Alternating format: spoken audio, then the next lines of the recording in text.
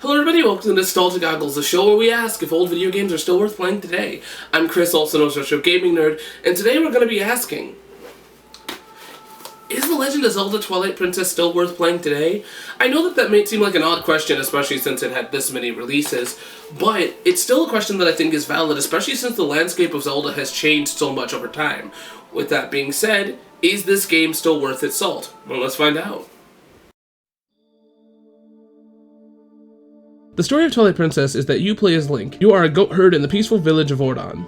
You are chosen to visit the castle and deliver a sword, but before you can leave, your village is attacked. All the children, including your best friend Ilia, are taken. You chase after them until you run into a wall of darkness, and you are pulled through, subsequently turning you into a wolf, and you are captured. You awaken in a dungeon, and you are helped by a mysterious imp named Midna. It turns out your world is under siege by the Dark Realm, and the false King Zant. Zant stole the magic of the Twilight Princess, and used a mysterious dark power. He took control of the Dark Realm and conquered Hyrule Castle, taking Princess Zelda hostage. At Zelda's request, you are tasked with stopping Zant.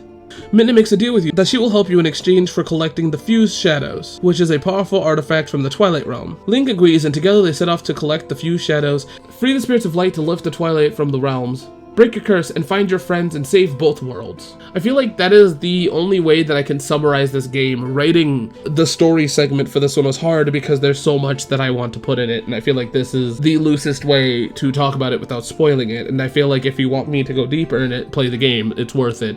But I feel like even what I said there is just very minor in how this story goes and how deep it goes. See, the thing about this game is that unlike any other Zelda game, this one kind of goes in a more cinematic and a more storytelling direction that has not really been done in Zelda, because the Zelda franchise does have stories, mind you, but this one feels more intense. This one feels like there's more growth within it.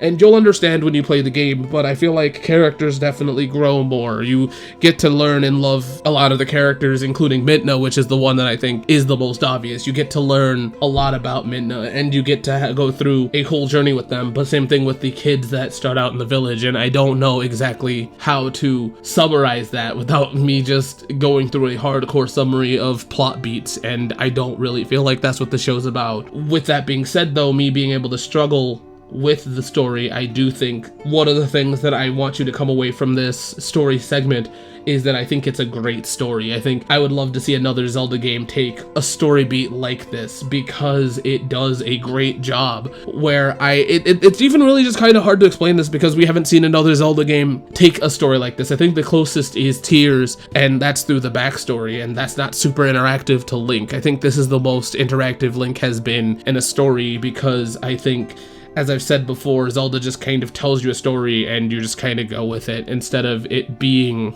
emotional. This one focuses more on that. And with that being said, none of that really matters if the game isn't solid, and so let's move on to the gameplay.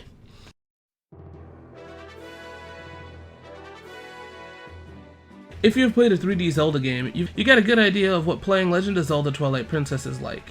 There are many unique features, like some items unique to the game, such as the spinny thing. I don't know what it's called, and it's a very odd item that has not returned to the Zelda franchise. But anyways, another thing you're able to do in this game is Link is able to swing his sword while running, as well as riding Epona. Other than that, the main thing that sets Zelda Twilight Princess apart is Wolf Link. While Wolf Link doesn't play differently from Link, he can't use items or be around people. As Wolf Link, you are more agile, and can use wolf skills such as tracking scents and digging and talking to other animals. You can also jump wider gaps and cover better distance as Wolf Link. But to do this, you need Midna's help. Midna's a perfect balance between being a character and a mechanic, helping you accomplish different actions while being a hint system and exposition, which helps integrate the story into the world.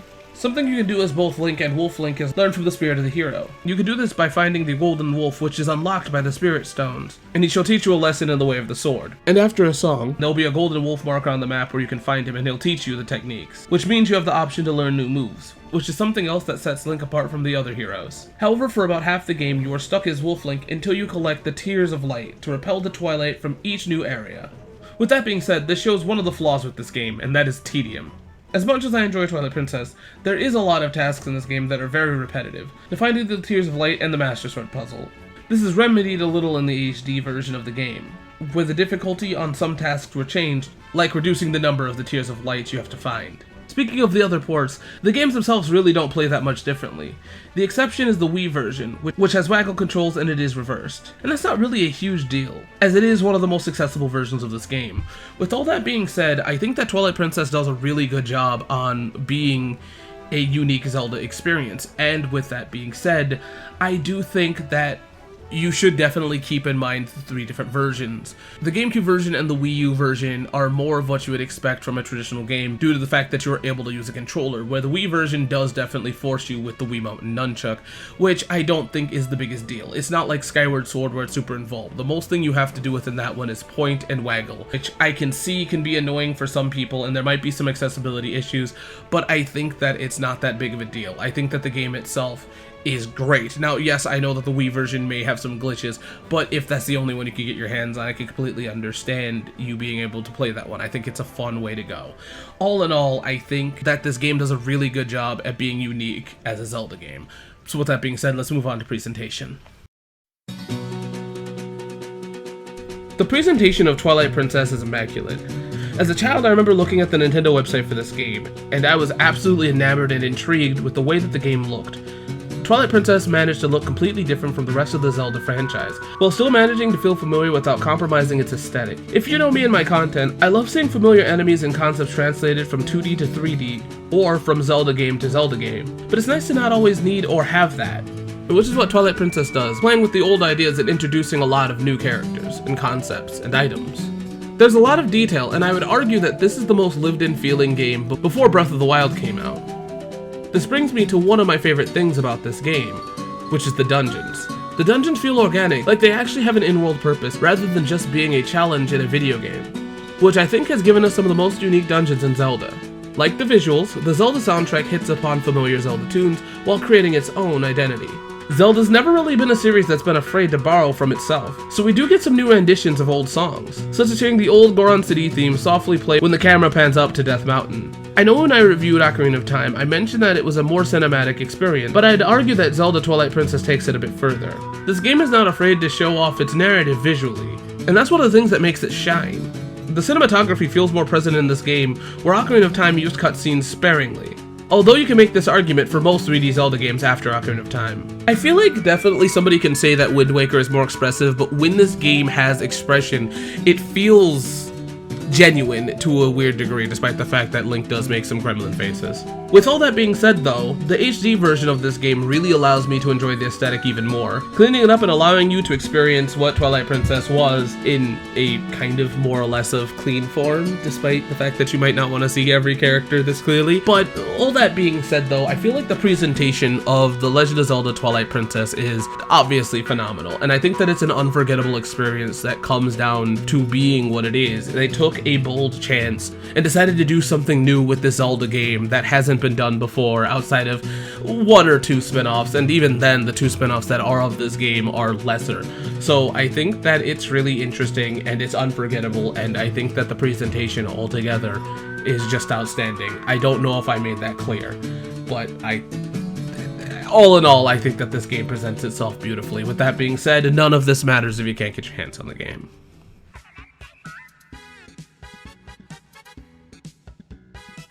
Zelda Twilight Princess was released for 3 consoles, the Gamecube, the Wii, and the Wii U, and their prices are higher than I would expect. It kind of makes sense. After all, the Gamecube version was kind of the last, I believe, official game to come out for Nintendo, so it makes sense, I guess, in that, like, grandiose feeling, but I also feel like it's just crazy. With that being said, let's get into the prices.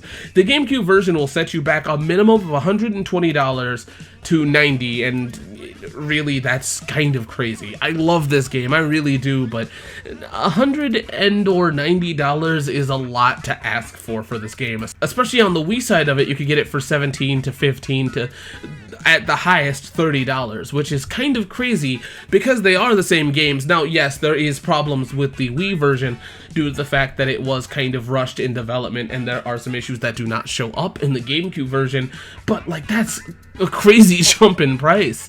I guess I definitely feel like there's a little bit more preference, but I feel like the games all together play very similarly, so it does confuse me. I get it. I get that there's people that don't want to do the motion controls, but when it gets right down to it, the motion controls on this game game aren't that crazy. It's more of a minor waggle and a point.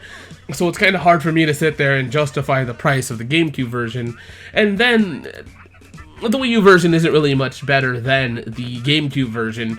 You're going to be paying $99 to $115, and that's just for the box itself. This game did come out with an amiibo, a Wolf Link amiibo, and it looks like you can get that for $159 altogether.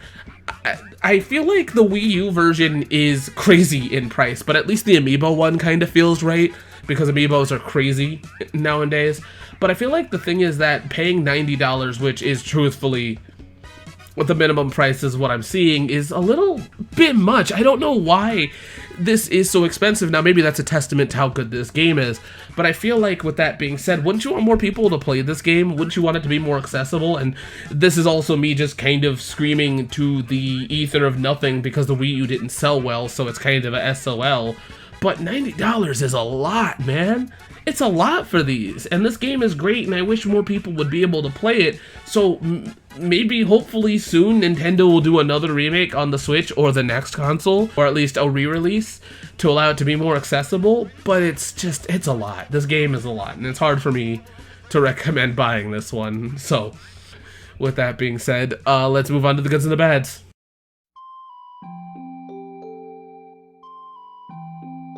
Zelda Twilight Princess is an outstanding game to me as a person that likes looking back at old games, because this is one of many times where Nintendo looked back at themselves and went, let's improve a gameplay styling. This is one of my favorite 3D Zelda games because of that reason alone. I like the way that they have items within this game. I like the way that you are able to run and get on your horse with the sword. I like the way that Wolf Link plays. It could have been way more janky, but I absolutely enjoy it that they didn't go too hard on the newer concept of Wolf Link. They could have made it more annoying, but they didn't. I like the fact that this game is so cinematic. I love the way that this game's narrative pushes itself. I just love this game in general. I remember being super excited for this game when I saw the trailers for it, and I'm still super excited to play and talk about this game today. I just love everything that this game does. Is it perfect? Absolutely not. No video game is perfect, but I feel like this is pretty close to being a perfect 3D Zelda game. I think this one only is rivaled to me by Wind Waker, and that one I feel like is also close to perfect, but we'll get into that one later. I think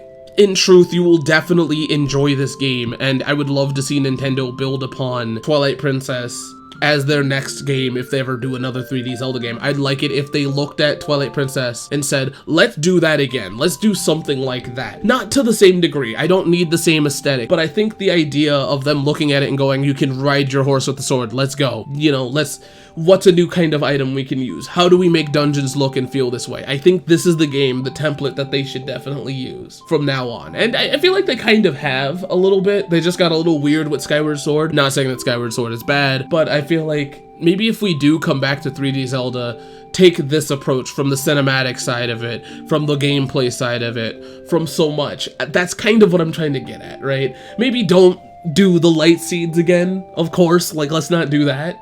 But if there does come to be another 3D Zelda game, this is a perfect one that I think they need to look at. This, Ocarina of Time, and obviously Wind Waker are the games that are obviously the ones that you should look at. And of course, Majora's Mask. I'll look at all of them. But you get my point. This one is the one that I feel like if you ever come to me and go, hey Chris, what's the 3D Zelda game you should play? This is the one that I'll recommend to you first. With that being said, no game is perfect. Let's move on to the bads.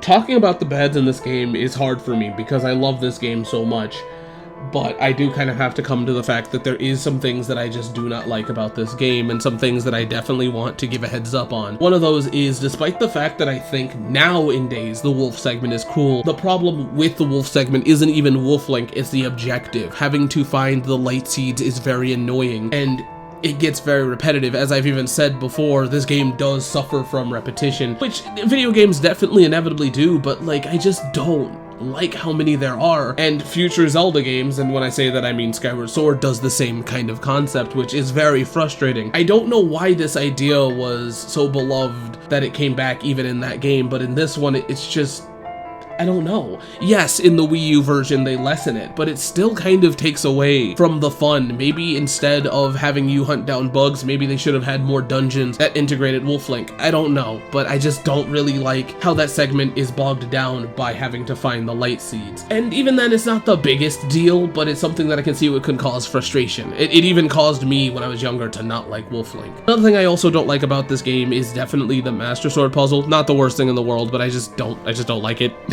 One other thing that I also kind of don't like within this game is that Zant isn't the true villain of the game. I don't like that Ganondorf returns. I go on this big spiel in my Star Fox video, but I feel like this game could have just existed with Zant being the villain. Now, this probably comes from my concept of liking games like Zelda, Oracle of Seasons, and Oracle of Ages, where we have, I mean, yes, Ganon does kind of technically, he can show up in that game, but I just feel like maybe Zant could have just been an awesome villain. It's not the first time that Zelda didn't have Ganon, technically, in the game as the main villain, and I think that despite the fact that the story works, and despite the fact that it's fun, I just don't know if we really needed Ganon within this game. Another thing to note about this is that the Wii version also does have some bugs and some minor issues. I know that I said that it's a viable way to play the game, and it is, but I feel like if you are somebody that wants to know that, it's there. It is a bad. I don't like how that's a thing, and I think that that might just be because of the rushed release, because the game was initially made for the Gamecube and they wanted it on the Wii. I have not had any problems with it, but it is there, and at least that's what I was told. And last but not least, I feel like something that's out of this game's truthful control is the pricing of these games, which kind of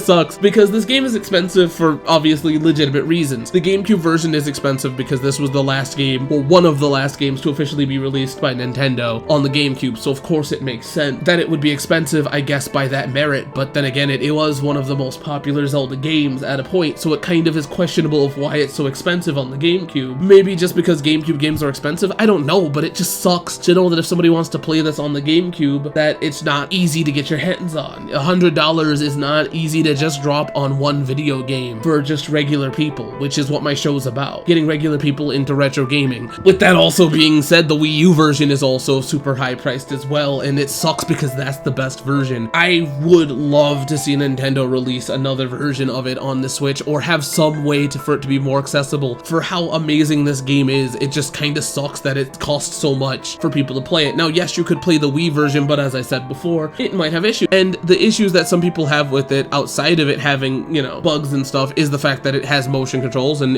that might bother some people, but I feel like that's still a viable way to play the game, and I've already said this. But with all that being said, though, it really sucks that this game that's so good is so high priced, and I really wish that it was more available to people. I feel like that's the worst thing here. With that being said, though, let's move on to the final thoughts.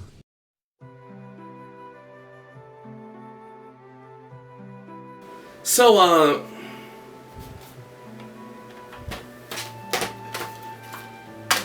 is Zelda Twilight Princess worth playing today? The answer is yeah, but like, definitely shop around a little bit. I definitely think that this game is worth playing. All of these games are worth playing, but the prices are kind of high. One day I hope Nintendo will release another thing for the Nintendo Switch or whatever console comes next that allows you to play Zelda Twilight Princess. Even another re-release would be great, but I feel like that's kind of, it's hard for me to recommend this game. The gameplay and everything else is great. This game is glorious, but to play some of the best versions of the games is just kind of pricey.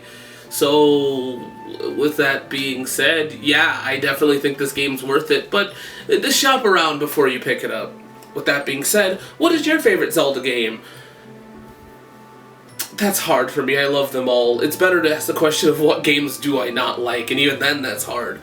I guess I gotta go with nostalgia. The Oracle games are my favorite, and I guess so is Breath, so who knows? I'm assuming Zelda's also gonna get me. I really just like the 2D era. I think the best way to put it is the 2D era is one of my favorites. With that being said, I'll see you guys next time here on Nostalgia Goggles. Bye!